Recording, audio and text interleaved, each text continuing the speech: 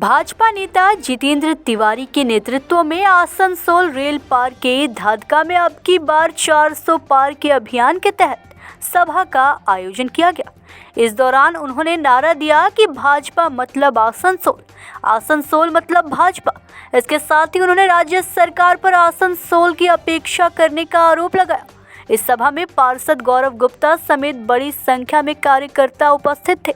जितेंद्र तिवारी ने कहा कि आने वाले लोकसभा चुनाव में भाजपा की जीत सुनिश्चित करने के लिए इलाके में प्रचार किया गया। उन्होंने कहा कि आसनसोल के जो वर्तमान सांसद हैं, वह सिर्फ आसनसोल के लोगों के साथ त्योहारों के समय सम्मिलित होते हैं, लेकिन वह लोगों के दुख में सम्मिलित नहीं होते।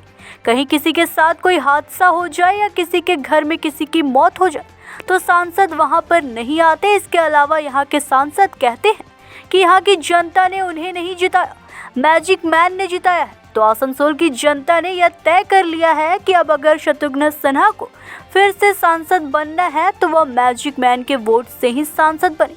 जनता उनको वोट नहीं देगी। आसनसोल से सत्यनारायण सिंह की रिपोर्ट। कहा जाता है कि बिहार से बंगाल बहुत उन्नत है, तो जिसको बिहार में कोई नहीं पूछता है, बिहार का कचरा बिहार के लोगों ने जिसको कचरा बनाकर फेंक दिया, उस कचरा को आसनसोल में आप आकर डाल देते हैं। आसनसोल आपका डस्टबिन नहीं है। आसनसोल में पढ़े लिखे लोग आसनसोल को प्यार करते हैं और आसनसोल का मतलब बीजेपी। अब बीजेपी मतलब आसनसोल।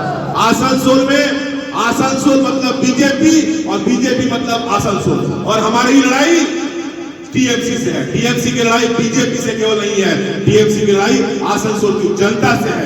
इस चुनाव में हारने का मतलब आसनसोल हार जाएगा। आसनसोल को हारने देंगे आप? आसनसोल को हारने देंगे?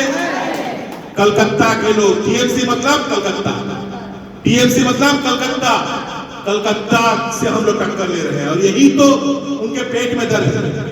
हमारे यहाँ के पैसे से हमारा टैक्स जाता है हजारों हजार करोड़ रुपए। कलकत्ता में मां फ्लाईओवर बने, कोई आपत्ति नहीं है। बाबा फ्लाईओवर भी बना दो, भतीजा फ्लाईओवर भी बना दो, लेकिन आसनसोल में जो गरीब आदमी का तो फ्लाईओवर बनाओ, एक मजदूर फ्लाईओवर तो बनाओ, एक श्रमिक फ्लाईओवर तो बनाओ, एक आसनसोल का बेटा फ्लाईओवर तो बना के दे दो भाई।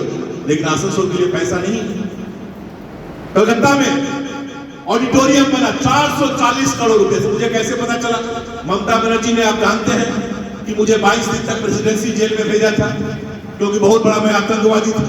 प्रेसिडेंसी जेल में मैं था तो वहां का जो सिपाही लोग थे वो दिखाए कि बाबा देखिए ना, वो तो देख रहे हैं ना ऑडिटोरियम बन रहा है, हम लोग का डीए देने के लिए इनका बस पैसा नहीं है, इतना बड़ा ऑडिटोरियम बना रही है। 440 करोड़ रुपया से बना।